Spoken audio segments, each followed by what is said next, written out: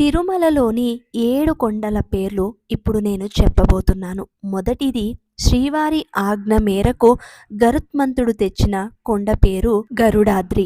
ఇక రెండవది శ్రీ మహావిష్ణువు చేతిలో హతమైన వృషభాసురుడి పేరిట వృషభాద్రి. ఇక మూడవది హనుమంతుని తల్లి అంజనీదేవి తపమాచరించిన కొండగా అంజనాద్రి. ఇక నాలుగవది కొండపై తొలిసారి తలనీలాలు ఇచ్చిన భక్తురాలు నీలాంబరి పేరిట నీలాద్రి. ఇక ఐదవది ఆదిశేషుడి పేరిట శేషాద్రి. ఇక ఆరవది పాపాలను దహించే వేం అంటే పాపాలను, కట అంటే దహించునది కొండగా వెంకటాద్రి. పుష్కరిణీ తీరాన తపస్సు చేసిన భక్తుడు నారాయణుడి పేరుట నారాయణాద్రి.